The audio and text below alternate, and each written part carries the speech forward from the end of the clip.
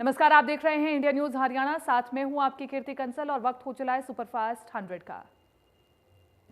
लोहड़ी का पर्व है आज। मुख्यमंत्री मनोहर लाल ने देशवासियों को लोहड़ी के पर्व की शुभकामनाएं दी है। ट्वीट कर लिखा, यह पर्व आप सभी के जीवन में सुख और समृद्धि लाए।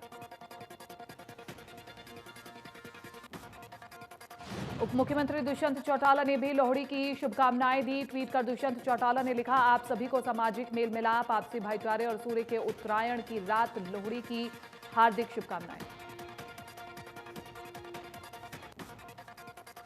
रेवाड़ी नगर परिषद चुनाव को लेकर कोर्ट ने राज्य चुनाव आयुक्त समेत 3 अधिकारियों को भेजा कारण बताओ नोटिस। मामले की अगली सुनवाई 27 जनवरी को। दरअसल एक याचिका में हाईकोर्ट के नियमों की अवमानना का जिक्र करते हुए अधिकारियों पर कार्रवाई की मांग की गई है, जिसके चलते कोर्ट ने चुनाव अधिकारियों को नोटिस भेजा। पूरी दुनिया में कोरोना मरीजों की संख्या हुई 9 करोड़ के पार। अब तक कोरोना के चलते 19 के साथ 70,000 से ज्यादा लोगों ने गंवाई जान। देश में फिर सामने आए कोरोना के 15,000 से ज्यादा नए केस। कुल मरीजों का आंकड़ा पहुंचा 1 करोड़ 4 लाख के पार। देश में अब एक्टिव केस देश में कोरोना के मामले में महाराष्ट्र पहले नंबर पर। एक दिन में सामने आए 2,936 नए केस और 50 लोगों की हुई मौत। कुल मरीजों की संख्या हुई 19,74,000 के पार। कर्नाटक में कोरोना मरीजों की संख्या हुई 9,28,000 के पार। राज्य में कोरोना से अब तक 12,149 लोगों की हुई मौत। उत्तर प्रदेश में कोरोना से लोगों में भय का माहौल। कोरोना के चलते अब तक 8,514 लोगों ने गंवाई जान। कुल मरीजों का आंकड़ा हुआ 5,94,000 के पार। Active case 10,560। दिल्ली में एक दिन में सामने आए कोरोना के 386 नए केस। 16 मरीजों की हुई मौत और कुल मरीजों का आंकड़ा हुआ 6,30,000 के पार। हरियाणा में 24 घंटे में सामने आए 192 नए केस। 8 लोगों की एक दिन में हुई मौत। कुल मरीजों का आंकड़ा हुआ 2,65,000 के पार। कोविशील्ड के बाद कोवैक्सीन की पहली खेप पहुंची दिल्ली। भारत बायोटेक ने बनाई है कोवैक्सीन। अब तक देश में 2 स्वदेशी वैक्सीन को मिल चुकी है मंजूरी। 16 जनवरी से गुरुग्राम से वैक्सीन के टीकाकरण की पीएम मोदी करेंगे शुरुआत। पहले चरण में हेल्थ वर्कर्स को लगेगा वैक्सीन का टीका। कोविशील्ड की आज पहली खेप पहुंच सकती है रेवाड़ी। डब्ल्यूएचओ की टीम लेगी हालात का जायजा। कोरोना वैक्सीन के टीकाकरण के पहले दिन 439 हेल्थ वर्कर्स को लगेंगे टीके। दिल्ली बॉर्डर पर किसानों का आंदोलन 49वें दिन भी है जारी। आज किसान दिल्ली बॉर्डर पर कृषि कानूनों की कॉपी जलाएंगे। सुप्रीम कोर्ट ने कृषि कानूनों के लागू होने पर रोक लगा दी है। कृषि कानूनों को लेकर के कोर्ट ने कमेटी का गठन भी किया है। कमेटी में हरसिमरत मान, प्रमोद जोशी, अशोक गुलाटी और अनिल धनवंत को शामिल किया गया है। सुनवाई के दूसरे दिन किसानों के वकील एमएल शर्मा ने बहस की शुरुआत करते हुए सुप्रीम कोर्ट को बताया कि किसान तीनों कृषि कानूनों को रद्द चाहते हैं। किसानों को डर है कि इन कानूनों से उनकी जमीन बिकने की नौबत आ जाएगी। किसान आंदोलन पर सुप्रीम कोर्ट के फैसले का सीएम मनोहर लाल ने स्वागत किया है। सीएम ने किसानों से सुप्रीम कोर्ट के फैसले को मानने की अपील की है। किसान आंदोलन को लेकर गृह मंत्री अमित शाह से सीएम मनोहर लाल और डिप्टी सीएम दुष्यंत चौटाला ने मुलाकात की। इस बैठक में कैबिनेट मंत्री कंवरपाल गुर्जर के साथ साथ बीजेपी और जेजेपी दोनों पार्टियों के प्रदेश अध्यक्ष भी मौजूद रहे। सीएम ने कहा कि हरियाणा में राजनीतिक माहौल ठीक है, राजनीतिक अटकलों में कोई दम नहीं। हमारी सरकार पूरा कार्यकाल करेगी। सुप्रीम कोर्ट के फैसले के बाद कांग्रेस नेता रणदीप सुरजेवाला ने कहा कि कृषि कानूनों की समीक्षा के लिए 4 सदस्यों की कमेटी बनाई गई है। कमेटी में शामिल 4 लोगों ने सार्वजनिक तौर पर पहले से ही निर्णय कर रखा है कि ये काले कानून सही हैं। सुप्रीम कोर्ट के फैसले को लेकर भूपेंद्र सिंह हुड्डा ने कहा कि उन्होंने अभी ऑर्डर पढ़ा नहीं है। कहा कि वो पहले ऑर्डर पढ़ेंगे, देखेंगे कि फिर इस मामले पर कुछ वो बोलेंगे। इसके साथ ही हुड्डा ने यह भी कहा कि कृषि कानून किसानों के पक्ष में नहीं है। हुड्डा ने कहा कि सरकार को खुद से कृषि कानूनों को वापस लेना चाहिए। करनाल में किसान महापंचायत की जरूरत क्या थी? सरकार को किसानों से टकराव नहीं करना चाहिए। इसके साथ ही उन्होंने बीजेपी पर निशाना साधते हुए कहा कि किसानों को कांग्रेस नहीं बल्कि बीजेपी उकसाने का काम कर रही है। साथ ही अभय चौटाला के इस्तीफे को लेकर के अभय चौटाला का इस्तीफा सिर्फ नाटक है, ये कहा गया। कृषि कानूनों पर सुप्रीम कोर्ट की तरफ से आए फैसले पर पूर्व स्पीकर कुलदीप शर्मा ने सुप्रीम कोर्ट का धन्यवाद किया। कहा कि सुप्रीम कोर्ट ने किसानों के बारे में सोचा है। इसके साथ ही उन्होंने कहा कि बीजेपी किसानों को उकसाने का काम कर रही है।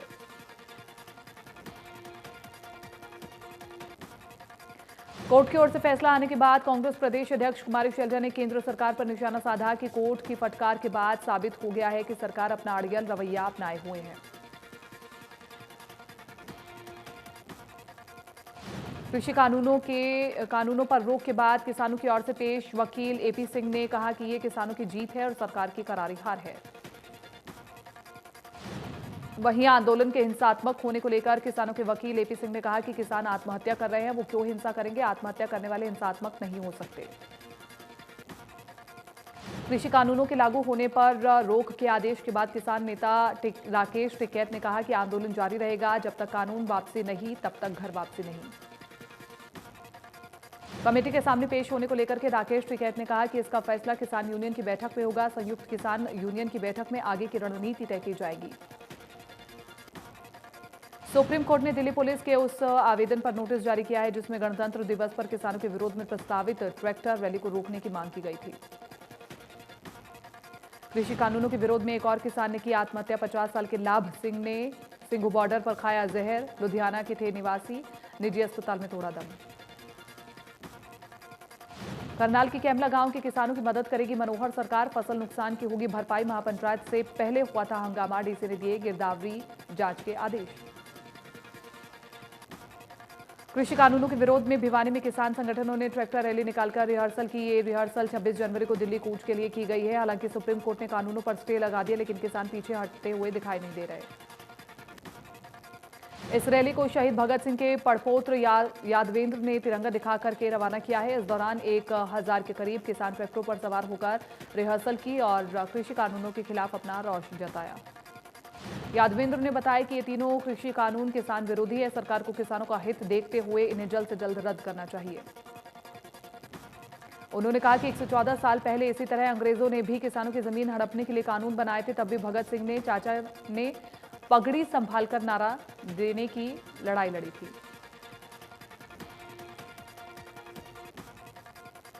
राजस्थान हरियाणा सीमा पर सुनेड़ा बॉर्डर में मंगलवार को हजारों किसानों को किसान आंदोलन के समर्थन में दिल्ली कूच करना था, लेकिन हरियाणा पुलिस के जवानों की कड़ी निगरानी और सीआरपीएफ के जवानों के सहयोग से किसानों को हरियाणा की सीमा में रोका गया। हरियाणा पुलिस और सीआरपीएफ के जवान लाठी डंडे हथियारों के अलावा आंसू गैस के गोले, रजा और गाड़ियों के साथ पूरी तरह से सीमा पर तैनात हैं। किसानों ने अपना डेरा सड़क के बीचों बीच डाला है। किसान नेता लगातार किसानों को संबोधित कर रहे हैं। फिलहाल किसान सड़कों के बीचों बीच बैठे हुए हैं और उन्होंने वहां पर आंदोलन शुरू कर दिया है। दोनों राज्यों के वाहनों के आवागमन की बात करें तो सड़क पर हाईवे डंपर और बैरिकेडिंग की गई है। कैथल में आंगनवाड़ी वर्कर और अन्य कर्मचारी यूनियन किसानों के समर्थन में आई है। जिले भर से आंगनवाड़ी वर्कर और कर्मचारी यूनियन से आए लोगों ने मिलकर रोष मार्च निकाला और सरकार के खिलाफ नारेबाजी की। इस दौरान आंगनवाड़ी वर्कर नेताओं ने कहा कि उनके संगठन किसानों के साथ है और जब तक सरकार कृषि कानूनों को वापस नहीं लेती तब तक वो किसानों के साथ कंधे से कंधा मिलाकर उनका साथ देंगे। फतेहाबाद से सैकड़ों की तादाद में जनवादी नौजवान सभा के युवा दिल्ली के लिए रवाना हुए। युवाओं की माने तो वो दिल्ली बॉर्डर टीकरी बॉर्डर पर लोहड़ी मनाएंगे। लोहड़ी के त्योहारों पर टीकरी बॉर्डर पर पैदल मार्च भी निकाला जाएगा।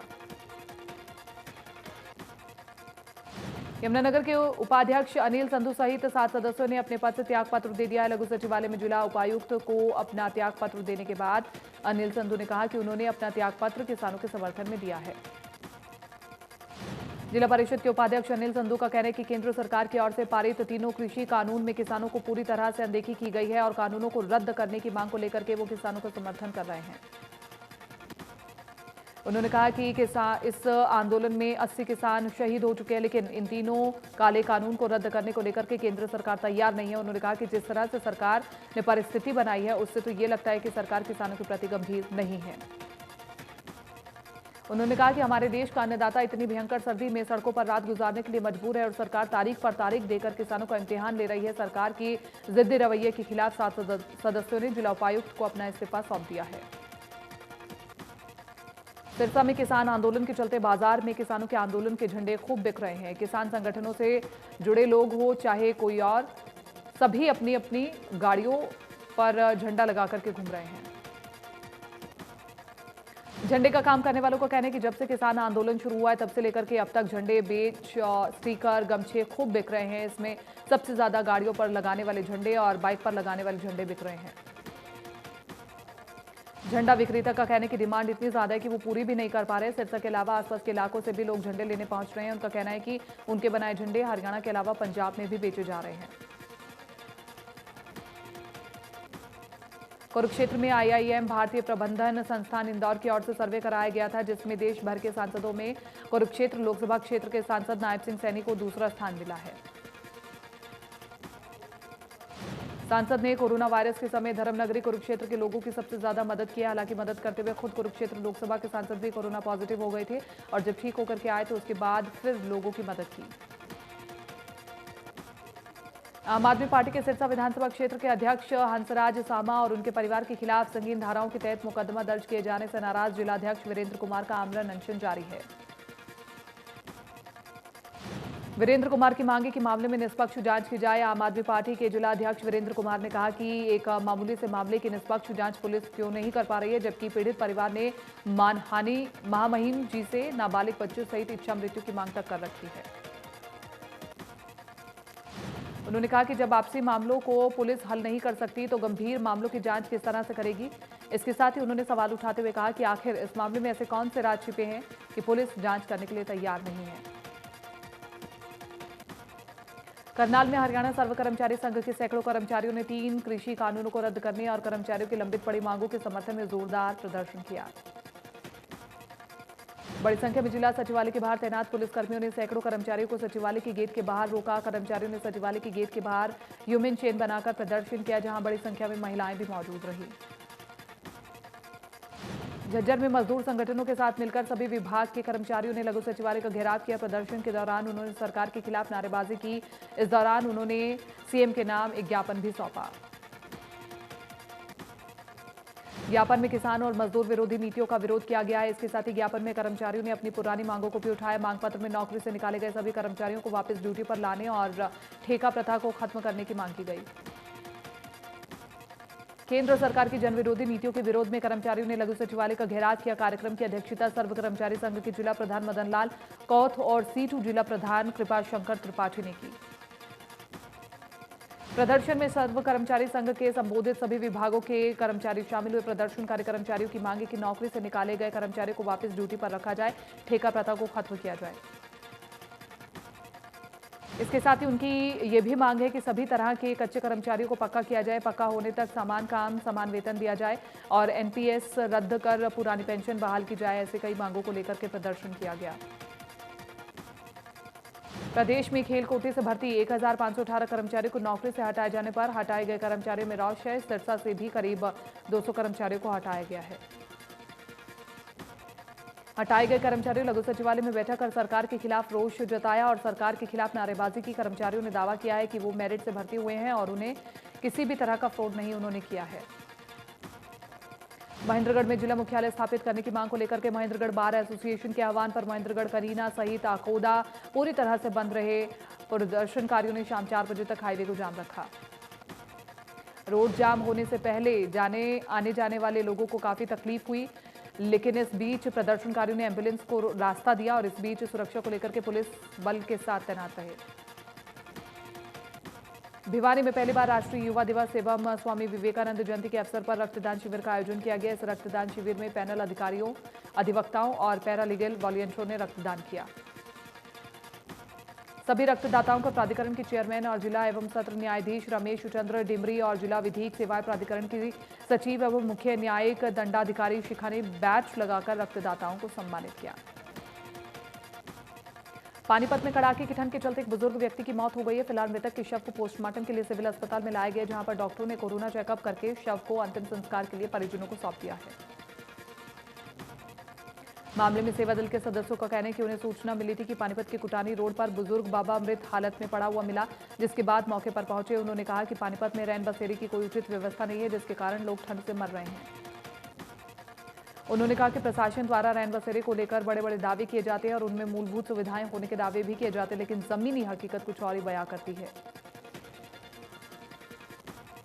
कुरुक्षेत्र पुलिस ने विदेश भेजने के नाम पर धोखाधड़ी करने वाले शख्स को गिरफ्तार किया। वीरेंद्र पर विदेश भेजने के नाम पर 14 लाख रुपए की धोखाधड़ी करने का आरोप है। वीरेंद्र से पुलिस पूछताछ कर रही है।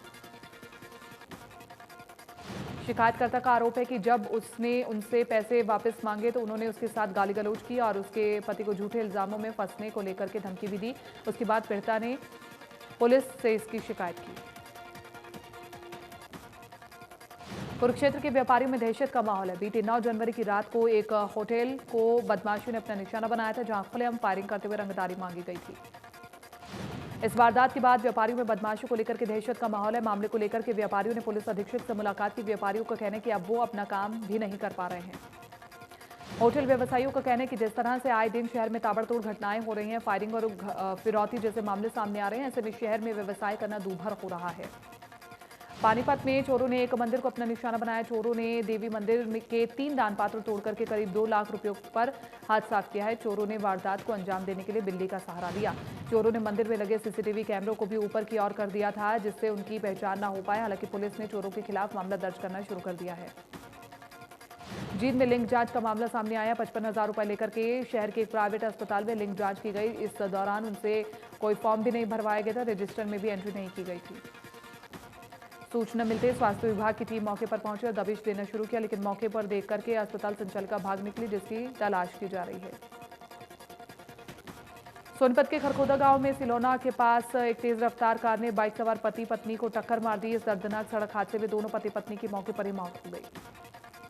हादसे की सूचना मिलने के बाद सोनीपत खरखोदा थाना पुलिस मौके पर पहुंची और शवों को कब्जे में लेकर के पोस्टमार्टम के लिए सामान्य अस्पताल में भिजवा दिया और मामले की जांच शुरू कर दी। दिल्ली के राजा विहार के रहने वाले पति पत्नी अपने पैतृक गांव पानीपत इस्तीवाह से दिल्ली वापस लौट रहे थे। इस दौरान यह हादसा हुआ, जिसमें दोनों की मौके पर ही मौत हो गई। पुलिस ने मृतक के बेटे के बयान पर चालक के खिलाफ मामला दर्ज कर लिया है। दिल्ली फिर घने कोहरे की चादर में लिपटती हुई नजर आ रही है। बारिश के बाद खुले आसमान ने शीतलहर भी बढ़ा दी है। मौसम विभाग के मुताबिक ठंड और अभी और सताएगी। पारा 5 डिग्री तक गिर सकता है। सुबह सुबह दिल्ली में कोहरे छाए रहने की वजह से विजिबिलिटी कम हो गई। मौसम विभाग के अनुसार दिल्ली में न्यूनतम तापमान 6 डिग्री सेल्सियस दर्ज किया गया। अधिकतम तापमान 18 डिग्री सेल्सियस रहने की संभावना जताई जा रही है। मौसम विभाग की माने तो बर्फ से ढके पश्चिमी हिमालय से सर्द हवाएं मैदानों की ओर चलने से पारा और भी गिर सकता है। 14 जनवरी तक पारा गिर करके 5 डिग्री सेल्सियस तक पहुंचने की संभावना है। देश के 9 राज्यों में बर्ड फ्लू अपनी दस्तक दे चुका है, लेकिन रेवाड़ी के 116 पोल्ट्री फार्मों में इस वायरस के अभी तक कोई लक्षण नहीं मिले हैं और न ही किसी पक्षी या मुर्गियों की मौत की खबर सामने आई है। इस संदर्भ में पशुपालन एवं डेयरी विभाग के डिप्टी डायरेक्टर ने बताया कि अभी तक जिला रेवाड़ी में बर्ड फ्लू का कोई केस नहीं मिला है। अभी तक 10 सैंपल लिए गए हैं, जिन्हें जालंधर भेजा गया है और इनकी 3 दिन बाद रिपोर्ट आ जाएगी। उन्होंने बच्चों, बुजुर्गों और गर्भवती महिलाओं को पक्षियों से दूरी बना करके रहने की सलाह दी है। उन्होंने लोगों को ये भी सलाह दी कि अभी चिकन या अंडे का उपयोग करने में कोई खतरा नहीं है, बशर्ते उन्हें अच्छे से पका करके खाया जाए। 16 जनवरी से लगने वाले कोरोना वैक्सीन को लेकर के स्वास्थ्य विभाग ने तमाम तैयारियां पूरी करनी शुरू कर दी है। सोहना में इसको लेकर के Shiv public school, KDM public school और एनजीबीएसएम कॉलेज को सेंटर बनाया गया है। हर सेंटर पर 100 लोगों को प्रतिदिन टीकाकरण किया जाएगा। इसके लिए टीका लगवाने वालों के पास एसएमएस के जरिए सूचना दी जाएगी, जिसके आधार पर टीकाकरण किया जाएगा। शुरुआत में सोहना के 250 से अधिक हेल्थ वर्करों को टीकाकरण किया जाएगा। पुलिसकर्मी नगर परिषद में आम लोगों को टीकाकरण कराने के लिए कोविड पोर्टल पर अपना डाटा फीड करना पड़ेगा, जिसके बाद टीका लगाया जाएगा। पुणे स्थित सीरम इंस्टीट्यूट ऑफ इंडिया से ट्रक और विमान के जरिए विशेष फ्रीजर में कोविशील्ड वैक्सीन की डोज भेजी गई।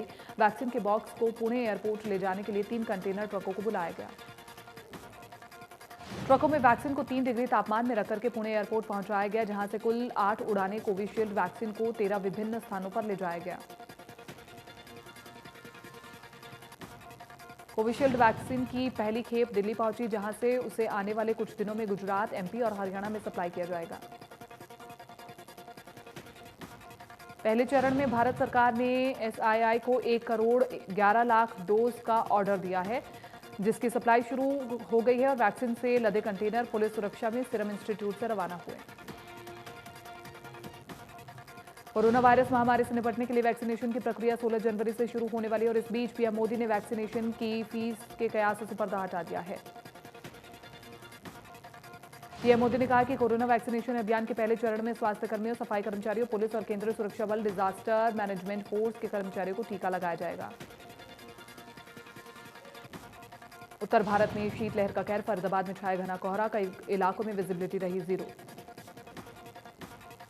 जीरो विजिबिलिटी के चलते वाहन चालकों को भारी परेशानियों का सामना करना पड़ा। कोहरे के चलते रोड पर वाहन रेंगते हुए नजर आए।